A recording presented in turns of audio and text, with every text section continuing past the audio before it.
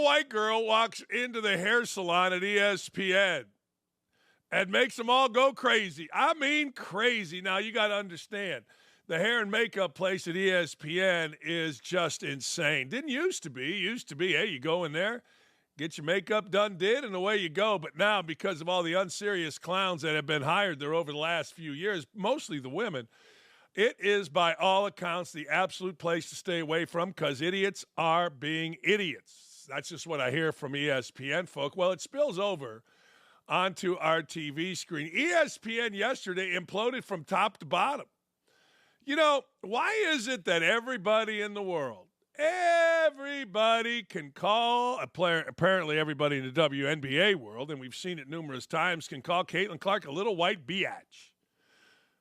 But not Pat McAfee. Pat McAfee was making a point. Yeah, he was. He was making a point that only Caitlin Clark is directing this league. And no matter what Angel Reese or anybody tells you, the numbers speak for themselves. The numbers when Caitlin Clark plays are double that of anybody else. If you're watching the WNBA, it's the Caitlin Clark effect, period. Hell, Angel Reese, there's a whole clip of her. She can't run. Barely gets the ball over the backboard. It's kind of embarrassing. But I know we're supposed to say she's a great player. And like the girl yesterday on the show said, she's a double-double machine. But damn, I'd average 80. And I'm 62 years old and can't run. You want to see my scars? No, nobody needs to see that. But anyway, ESPN imploded yesterday. The woke media is outraged. Outraged, I say, that Pat McAfee referred to Caitlin Clark as the one little bitch for the Indiana team who's a superstar, even though it was clearly in a appreciative, respectful manner. But what it really was Pat McAfee mimicking the words of all of these African-American women that continue to call Caitlin Clark that. Whether it's that Kennedy, whatever her name is, Carter, her 10 minutes are up, Angel Reese or others, you see it all the time, calling her a white bitch. And McAfee was just parroting it, and Pat made an apology, and that's okay. That's all right. But man, oh man, look at this. I did not know this, but back in his playing days, Kendrick Perkins got arrested for punching a woman in the face. And now Kendrick Perkins, the big stupid, the big racist, the big irrelevant, he's trying to tell us and protect women. And the goofy-ass women in the back are acting like he's some messiah. This is a man who punched a woman. Like, I got to tell you, I've been drunk. I've been sober. I've been hanging out. I've been arguing. I've been nice. I've been golfing. I've been back. You name it, I've been it. I don't get high. But I've never even thought about punching a woman. But the big stupid Kendrick Perkins decided to do that. Let's hear from Perk now as Perk demands an apology from his co-worker, Pat McAfee. Is Perk jealous along the lines of, I don't know, chimichanga? About Pat McAfee's whiteness? Is that what this is about? Is he mad that Pat McAfee has more money, bigger show, bigger audience? I don't know. But here's Big Perk coming off of a, 2010 arrest for punching a woman in the face. I just can't believe this idiot is the one defending women. Let's hear it. And I'm looking at guys like Charles Barkley, LeBron James, Stephen A., Shannon Sharp, right? Why do I point out those four guys? You have to be careful about the words that you put out there. The word hating, the word jealous, those are triggering words for women, right? Like in anything. I've been married to one, okay? I've been married to a woman for going on 15 years. And those two words, hating, especially when you're talking about referring to another woman or other women, those are triggering words. So you have to do a better job with that. They have to do a better job with that because it's not hating and it's not jealousy, it's competition. Pat McAfee, I think he owes everyone an apology, especially Caitlin Clark. You cannot call her out of her name like that. You can't. No one could come to his defense, and it's unacceptable. At the end of the day, you have to respect the WNBA, respect the women that are playing, respect the women that are covering the game, and you have to make sure you do it in great fashion. If you're a man that's jumping into this to that atmosphere, I really appreciate. If you're a man that but jumping into that atmosphere, well, I got to listen to Doris Burke's ass talking about men's basketball. I got to listen to Debbie Antonelli talking to men's basketball. Lisa Byington talking men's basketball. Look, there isn't a woman alive that's competitive that worries at all about the word hating or jealous. And furthermore, not a soul alive, zero. Maybe his kids, I guess. Maybe his wife has to answer to Kendrick Perkins. See, once you punch a woman, it's over for me. I don't give a damn if you got off of the charges. I don't give a damn what you did. It's over.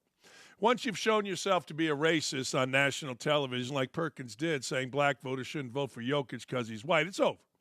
Not a soul alive has to get in line with that clown. If you're so worried about the words hating and jealous in a sports context, I don't know what to tell you, because there is absolutely no question that the WNBA women, Angel Reese, the Carter, all these women are jealous and hating on Caitlin Clark. There is no other way to look at it.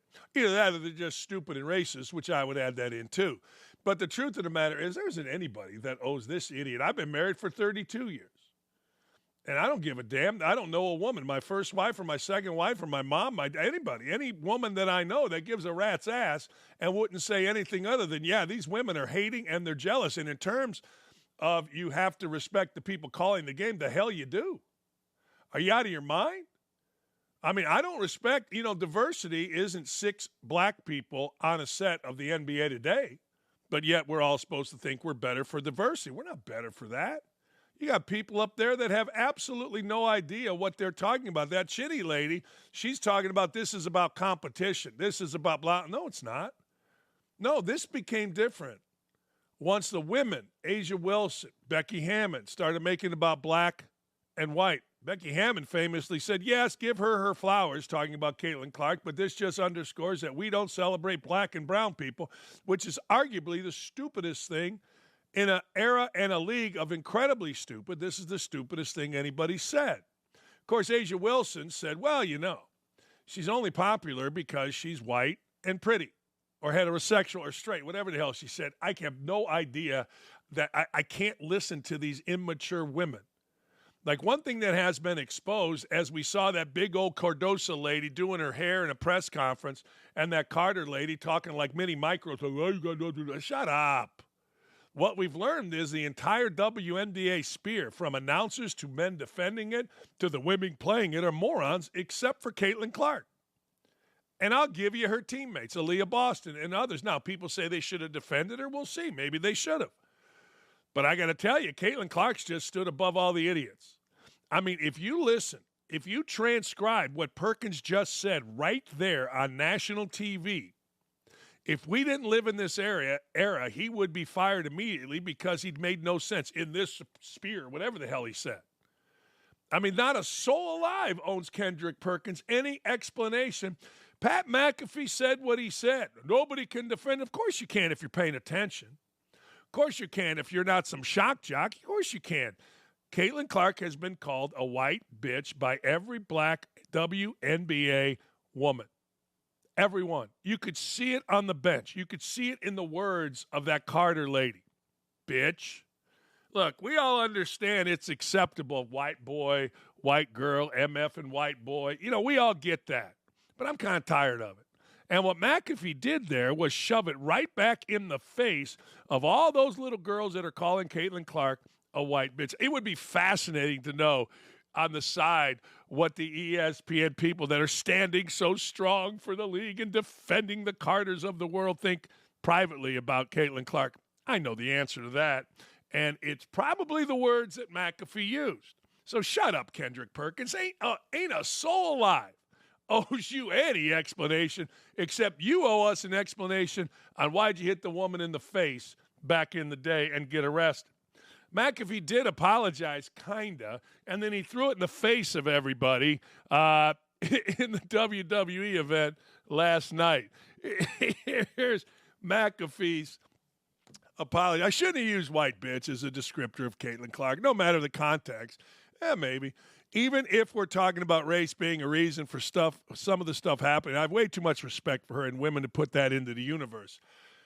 Okay. My intentions when saying it were complimentary, just like the entire segment, but a lot of folks are saying it certainly wasn't at all. That's 100%. I mean, for that, I apologize. I have sent an apology to Caitlin as well. Everything else I said, still all facts.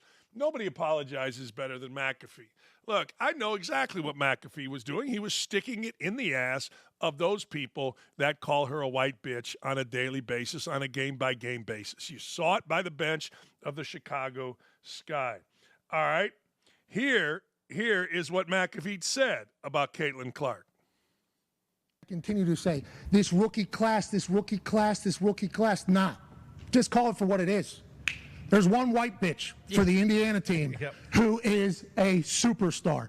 And is it because she stayed in Iowa, put an entire state on her back, took a program from nothing to a multiple-year success story? Is it because she would go on to break the entire points records in the history of the NCAA? Not just the women's record by Kelsey Plum, shout out, but also Pistol Pete Maravich's, the dude's record as well. Is there a chance that people just enjoy watching her play basketball because how electrifying she is, what she did, what she stood for, how she went about going, what she went for? Maybe. But instead, we have to hear people say that we only like her because she's white. And she's the only popular because the rest of the rookie class is doing what they're doing. Well, that's a bunch of bullshit. And we think the WNBA, more specifically, their refs need to stop trying to screw her over at every single turn. What you have is somebody special. And we're lucky she's here in Indiana. Yeah, he's right. If you don't like that segment, good. But nobody owes Big Perk anything. Big Perk, I got to demand a perk. Shut up. See, here's what happens at ESPN. Nondescript fools all of a sudden put themselves in a position where they think they're powerful. Yeah, okay, Perk, because you said, shut up. I mean, you ought to be offering everybody an apology for being a racist. You ought to offer the woman you punched in the face an apology. Those are real things. Those are real.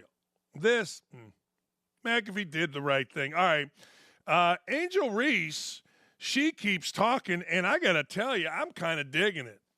I am. I'm digging this bad girl thing. Now, you know what's going to happen with Angel Reese. Well, let's play the Angel Reese clip.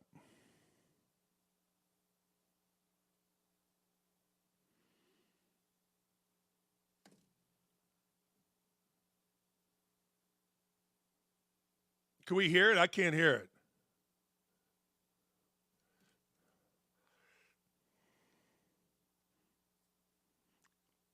I got all kind of people that are producers. Can anybody help me here? Can anybody tell? I couldn't hear it. Did people hear that? Okay. All right. Well, anyway, Angel Reese was basically saying, look, everybody pays attention to the WNBA now, and it's not just because of one girl. Let me give you some numbers. Attendance at non-Caitlin Clark games this weekend. 7,000, 4,000, 9,000, 7,000, 3,000, 10,000, 7,000. Attendance at Caitlin Clark WNBA games this past weekend, 17,000, 17,000. I mean, look, when you look at Angel Reese, you just kind of feel sorry for you because you know what's coming. She says she wants to be the bad girl. She says she doesn't mind it. Just like that Carter girl yesterday said, I want to be the bad girl. I'm cool being the bad girl. Well, here's what's going to happen. You know this is going to happen. We already saw it with Reese. She wanted to be the bad girl in college, and 10 minutes later, what do we got? We got a press conference with her bawling about how hard life is. Same thing with this Carter. Same thing with Reese. 2 years, 3 years from now, we're going to get a press conference about, it's terrible, and we're going to get it. It's not just women. Dudes do it too. I was so depressed. I mean, we get it. Every time, that's the new thing. Anytime you go through anything, you got to talk about how depressed you are, like in front of Oprah. You know it's coming. I love being the bad girl. Yeah, she did in college. At the end of the year, bawling. It's so hard. Now she wants to be the bad girl again, this Angel Reese. Great. I am for it. I am telling you, the WNBA has us talking, and I am in on it. I am. I'm in on this. I want Bird versus Magic. I want it. But you got to be good enough in the videos. Angel Reese throwing the ball. I mean, come on. But anyway, I don't know. You tell me. Do you think it's coming? Of course it's coming. I was depressed for years. I mean, we know it's coming. I'm not making fun of it. Not at all. We know it's coming. Everybody knows it's coming. We see it in every walk of life. We see it in radio. We see it in music. Child stars. We see it in sports all the time. Dick Vitale's talking about his depression because of his throat. We see it constantly. Constantly. Anyway, you know it's coming. The implosion continued. The implosion absolutely continued. Stephen A. Smith and some lady named Monica McNutt. Monica McNutt is I don't know, she makes all kind of faces on TV and says stuff, and you know the deal. Anyway, Monica McNutt went at Stephen A. Smith. Here's what Monica McNutt said to Stephen A. Smith. All right. Who talks about the WNBA? Who talks about women? Who talk about women's sports more than First Take? Stephen A., respectfully, with your platform, you could have been doing this 3 years ago if you wanted to. Wow. All right, we got to go to you guys. So did you say you're my guy, but who does more than Stephen us? A., I'm talking to you. I'm talking to you. Wow. Don't do that. I'm talking to you about the power that you have. Okay. I'm talking to you. Okay. All right, let's, I got it. You're my guy, but I'm talking to you. I got it. Guys, I really appreciate you're my girl, but you've missed a lot of episodes of First Take. You missed a lot. Stephen A., Guys. 3 years ago, you would not talk about the W at this level. Don't do that. Guys. Nobody was, Monica. Guys, You making Stephen A.'s point, Monica. Monica, you gentlemen, making please Stephen let A.'s me point. do my job. Please let me do my job. We've gone for 40 minutes straight. It was a riveting discussion. I have to get into commercial break. Unserious people. You, my guy. I mean, unserious people. No, Stephen A. Smith couldn't have done that 3 years ago. Stephen A. Smith is in the business of views. He's in the advertising business, actually. He's in the business of getting high ratings so that advertisers, sponsors will spend money on ESPN. And I don't give a damn what Monica McNutt, Kendrick Perkins, or any of these other clowns think. Stephen A. Smith is absolutely right. If he would have just said, no, I couldn't. League wasn't interesting. 3 years ago, nobody cared. What am I going to do, talk about Diana Taurasi? What am I going to talk about, Brittany Griner's Adam's apple? I mean, what are we going to talk about here? There's nothing interesting. See, what you do is there's a reason the NFL live show is on every day, year-round on ESPN. There's a reason that Skip Bayless talks about LeBron James damn near every day, or OutKick, or whatever that show is that Smith's on, talks every day. You play the hits when you're at ESPN. You don't talk about the WNBA 3 years ago. Nobody gave a rat's ass about the WNBA 3 years ago. Attendance was what they are at freaking non-Caitlin Clark games. They're terrible. Nobody cared. So no, Monica McNutt, he could not have talked about this 3 years, and Smith got flustered because, again, these are unserious people. These are people that shout and yell and talk, but they're hey, look, Monica, I'm sorry, but I couldn't have done that 3 years ago because the WNBA was not interesting 3 years ago. Caitlin Clark has made it interesting. If that offends you, fine. And then you'd have had to hear, you my guy, and all the other stupid stuff that idiots say. I mean, look, the bottom line is this. And then Stephen A. Smith, instead of saying that, somebody got at him and got to him, and then he started crying. And then he went on his own podcast, started crying more. All because some young lady said, Stephen A. Smith, you could have done, he could have solved that easily. No, I couldn't have. Are you crazy? Yelled and screamed all that Stephen A. Smith stuff. Are you insane? 3 years ago, I'm not talking about the WNBA on here. You must be out of your mind. Here's what Stephen A. Smith had said. There are girls, young ladies in the WNBA who are jealous of Caitlin Clark. She is a white girl that has come into the league. She has burst onto the scene. She hasn't proven herself yet. It's not even about them thinking they're better than her because they probably know it at this particular juncture. They've been playing on that level she just arrived to. One would think that folks would be smart enough to recognize and appreciate that about Caitlin, piggybacking off of that to their benefit and praise her and support her while competing on the court against her. What we're going to do is give the level of appreciation that it deserves in terms of venom and potential.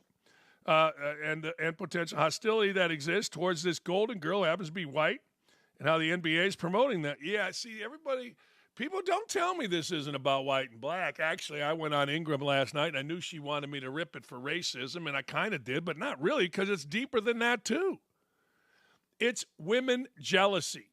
The lovely Lee Ross Dakich says it all the time. Women don't like seeing other women get successful. And she's right. She's absolutely right. So here's Smith crying. This entire thing is so funny to me. Again, unserious people hired for whatever the reason. Just unserious people. Here's Smith whining, bitching, and crying because his ego got busted up a little bit. You ever heard of Monica McNutt?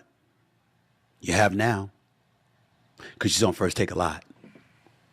Shanae Ogumake, absolutely wonderful, spectacular basketball analyst, et cetera, WNBA player in her own right.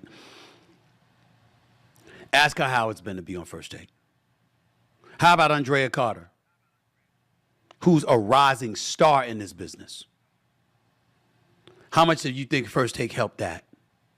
What about Kimberly Martin? What about Molly Kiram herself? Now, I have sat back for years and taken a lot of shit from people. Some who don't know what the hell they're talking about. Some who act like they don't know just because they want to get at me. I could care less about people getting at me. I just want you to be accurate. And it is highly offensive to me when somebody implies or flat out states, like Monica McNutt did this morning, which was factually incorrect.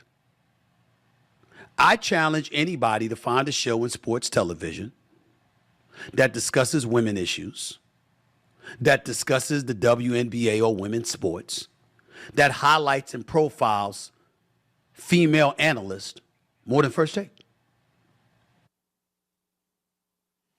I'll give you 3. Riley Gaines' show, my show, and the Hot Mike and Charlie's show. I'll give you 4. That was my Joe Biden. I'll give you 3. I mean, he got his little panty. These are unserious people. I mean, they just are. I mean, they're just, Kendrick Perkins thinks we got to answer to him. ESPN thinks that this guy who punched a woman in the face should speak for women. Then Jimmy, whatever the hell her name is, she's bouncing around on TV telling us how competitive this league has always been. Nobody's giving a shit about this league until Caitlin Clark. And it's making the black lesbian women insane. That's the bottom line. And because of a little white girl coming out of Iowa doing that, it has made the black people on television insane. Yeah, it is. Coastal Carolina's baseball coach, Gary Gilmore, goes off on the NCAA, NIL, and transfer portal as he rides off into the sunset. Let's hear from the coach. Had a system where everyone was a free agent every year. Do you realize what chaos would be? It would go away. You wouldn't have those 3 sports. If you did, baseball, it'd be the Yankees, the Red Sox, the Dodgers, Texas, and the rest of the teams couldn't compete because they would spend every amount of money they needed to spend to do it. And that's what's going on right now. Yeah, I mean, there's not a level playing field. It's just ridiculous for me. Much as I'm going to miss the kids, and I'm going to miss the heck out of them, dealing with that mess, I'm telling you right now, I mean, the fact that there are teams in college baseball giving $2+ million of NIL money away, I mean, come on, man. It's just, a real system would be one where they get a little bit of money, but then they put money in trust and this and that, so that you'll have the horror stories you see in the NFL and in different places. Major League Baseball gets big signing bonuses, and boom, 5-10 years later they're broke. They don't have a dime. They don't have an education. They don't have anything. I mean, there has to be a better way. It's not just who can raise the most money and give it away. There has to be a better way because, like I said, professional sports would go in the toilet in a hurry if we use this system. I mean, this is me as a college coach. This is what I have to deal with. You can sign your returning players to a scholarship which binds you to them, but they come around in July and go, I'm going to go in the portal. You know, I'm up in the Cape, and somebody's going to give me a big NIL deal, and you know, you were held accountable, Coach. You had to honor that scholarship you gave me, but you know, now I'm going to go in the portal and leave you hanging. That's a messed up system. You know, I hope somebody fixes it. I'm gonna be honest with you. That part I'm going to enjoy that. To be very honest with you. All right, let's go to the back. Yeah, I mean, look, he's not wrong. He's not wrong at all. I mean, honest to God, he is not wrong. But the deal is the public says, well, we don't put a cap on any other people, and that's the answer. He's right, though, man. Could you imagine if every year you had free agency? Could you imagine that? Every year in NFL football, everybody could make their own deal somewhere else. Oh, man. The one thing that I wish people would stop saying, though, that are at Coastal Carolina or Bowling Green or wherever, is that it's not a level playing field. It's never been a level playing field. I mean, I've told you this before. When we would call, Bob Knight would call the NCAA, this is one of the levels that it's not a level playing field. If we needed an eligibility answer, Knight would call Tom Jernstedt at the NCAA. Jernstedt would get back to him in 2 minutes, and the answer would be provided in a day. At Bowling Green, if I had an eligibility issue, I would call Jernstedt. He would never call me back. He would put me onto some committee, and we wouldn't get anything done for months. That's one of the levels. Obviously, facilities, obviously money. The difference between Bowling Green and Indiana was stark, obviously. So it's never been a playing field, a level playing field, and I wish people would get off that. Once you say that, here's what happens to the smart guys, the lawyer-type guys. They pick on that. So you got to understand what the lawyer-type guys do. They parse every word. Once you see that coach said everything right, but he said level playing field, and all you would hear from people arguing with him is that. I'm trying to educate you on how this is going. But everybody and their mother understands this is a stupid system. But I got to tell you, I don't care. I don't care even a little bit. You know what's going to happen. I mean, it's the same thing I said about Angel Reese and that Carter girl. You know what's going to happen 10 years from now. Oprah's going to be on her couch. And people, I made so much money in college, and I pissed it away, and I got depression, and I was suicidal. And you know that's coming. Of course that's coming. You know, I didn't know how to work, so I robbed a bank. I'm telling you that's coming. People don't want to believe that's coming, but that is coming. It's always coming. You know, I try to educate you and tell you what's going to happen before it happens. And people say, well, it's racist, it's sexist. No, man, it's treating everybody equal. Content of character, not color of their skin. Speaking of that, let's go back to Angel Reese. We got the audio back now. Here's the stupidity of Angel Reese, part 100. It all started from the national championship game, and I've been dealing with this for 2 years now. And understanding, like, yeah, negative things have probably been said about me, but honestly, I'll take that because look where women's basketball is. People are talking about women's basketball, but you never would think that we'd be talking about women's basketball. People are pulling up to games. We got celebrities coming to games, sold out arenas, like, just because of one single game. And just looking at that, like, I'll take that role. I'll take the bad guy role, and I'll continue to take that on and be that for my teammates. And if I want to be that, and I know I'll go down in history, I'll look back in 20 years and be like, yeah, the reason why we watching women's basketball is not just because of one person. It's because of me, too, and I want y'all to realize that. Yeah, I don't have to realize anything from some 20-year-old woman. We realize that that's bullshit. I mean, a woman can't run. I mean, with all due respect, I understand she's trying so hard to make the whole sex thing work for her, pulling up the games and half-slit ball. I get it. That's great. Good for her. But I don't have to realize nothing. Zero. Zip. But I do like this. I do like the fact that we're talking about it, and we all know what's going to happen. A year from now, 2 years from now, there's going to be an Oprah conversation with Angel Reese like there was last year with her crying, talking about how hard it was. I'll take the bad girl role. That's what she said last year and then started bawling because everybody was mean to her. Enough of these clowns. Enough of these children. First-time PGA winner Robert McIntyre was not happy with CBS camera. The drone followed him around the course. He proclaimed that he was ready to start launching his clubs. He was going to throw his clubs at the drone if it didn't leave him alone. Now, that's something I can get down with. I think, we've all get this. I always have a fly that comes around me. What are you talking about? I don't blame him. Here's what he had to say. Look, I just think it's really funny. I just think it's really, really, really, really, really, really, really, really, really funny. Look, we want McIntyre backed off a shot because of the noise from his drone. Let's show it. I told you once, I'm not going to tell you again.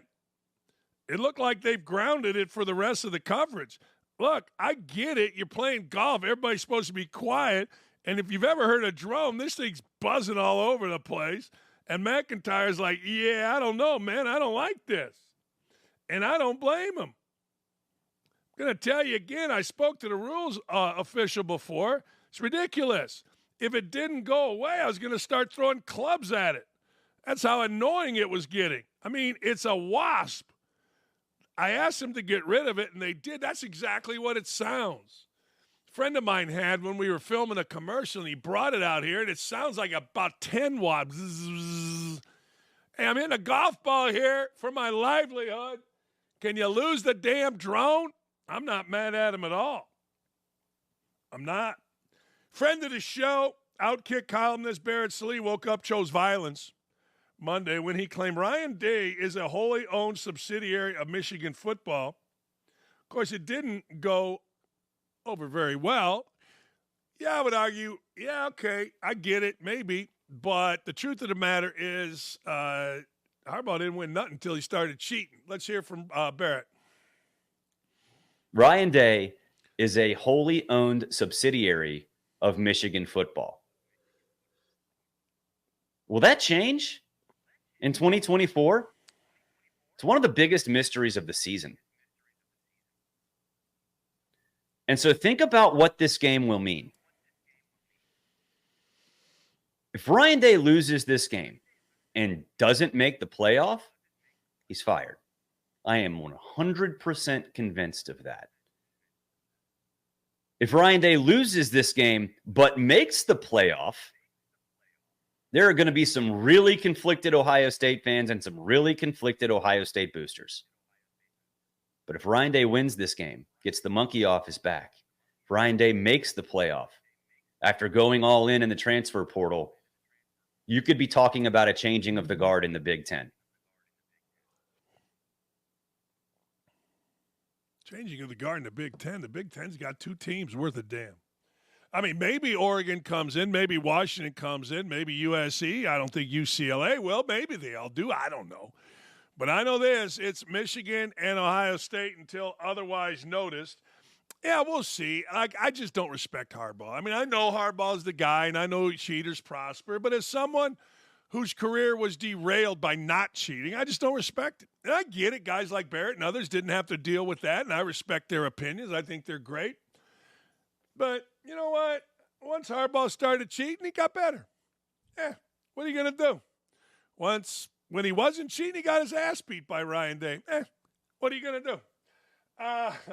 Draymond Green fires back at Rasheed Wallace. I told you this yesterday. I like this. Over his claim that the 2004 Pistons would beat the out of the 2017 Golden State Warriors. Here's what Green had to say. Money Green is just talk. Sheed, we would have smacked y'all. Y'all was scoring 70 points per game. That's not even winning a half. And we putting you and them big-ass forces in every pick and roll. Let's see you move them feet. That one ring was great, though, big bro. We all appreciate it. I mean, he ain't wrong. They didn't score 72, but, different era. Yeah, I don't know. I don't know whether or not anybody would win, but I do like the conversations. I get a kick out of them. I do. I get a kick out of them. I'm not mad at anybody for saying anything. I think that everybody, now these old heads in the NBA, they'd so want to be involved. They see the money. They see the commercials that Charles doing. and that Shaq are doing, and they're like, yo, don't forget about me, Rasheed Wallace. First and foremost, this isn't a beef. Draymond is my little bro. Okay, yeah, bite me. Who I am proud of. So no matter what we say, it will never be personal. So don't try to blow this up because we both know how cats do. Dre, you already know how we got down on that squad. Don't matter the rules. Yours are all. Y'all as a team were too effing little. Can ask more than half your teammates who we played against on that roster. And we keep it with that year because no way y'all could F with us, any of us in our prime. At any point, I can come on your show or you can come visit mine's and we could go through the roster man for man, coach for coach. Yeah, it's all stupid. I like it. It's all stupid. And I do. I like it. I don't know why I like it. I get a kick out of it. The old heads are up. Like somebody asked me, do you think your team could beat Michael Jordan's team? From 84, I go, well, I answered the same way Michael Jordan answered. I don't know. We're all 60. What, are we going to play to 3? I know this. I would make a bucket and show everybody my scars. You want to see my scars? I got a hip replacement on the right, and I got a knee replacement on the left, a vasectomy, and a twisted testicle scar in the middle. So every time I play golf with these younger guys, I show them my scars when I outdrive them. That's right, I do. And I ain't afraid. Hey, file this under, oh, man, there's more to come. I'm not even going to say this name's close to right. Tucupita Mercado faces a lifetime ban from the Major League MLB for betting. Mercado is yet to be formally penalized, but Major League Baseball Rule 21 explicitly states that a person who bets on games involving his own team is subject to a lifetime ban. Mercado tore his ACL last year, was on the injured list when he allegedly placed the bets, which were flagged by a sportsbook, reported to the league. 4 other minor league players are facing potential discipline for gambling as well, sources told ESPN. Even if a player in the minors is on a team's 40-man roster, he could face a 1-year suspension for gambling on major league games, according to Rule 21. Yeah, you're just stupid for doing it. Like, you're just dumb. Hey, you're 24 years old, you got your future ahead of you, and you're going to bet? I mean, go bet on a football game, a soccer game, a hockey game, a college softball game. Don't bet on your own sport, dumbass. Jesus. I mean, at 24, there is not an amount of money that you can make gambling that would be more than the salary, if you're any good, that you could make kicking around the bigs for 10 more years. But people don't think like that. And I know what I'm going to hear. Well, it's an addiction. Oh, bullshit. Sometimes it is, but it isn't in this case. I'll bet you money. It's just a dummy being a dummy. And it's so easy. I tell people all the time, like, I don't know how they do it. Like, people ask me, how do they find out? Seems like, no, there's a GPS on your damn phone. Everything you do is tracked. I'm watching this Ashley Madison Netflix. Holy hell. They said Ashley Madison was the website for adults to have affairs. They said that it was secure, but even the people inside said, yeah, not really. So you're sitting there trusting DraftKings or FanDuel or anybody. It doesn't matter. Man, I don't know. With millions? You're in a profession where you make millions and that's what you're doing?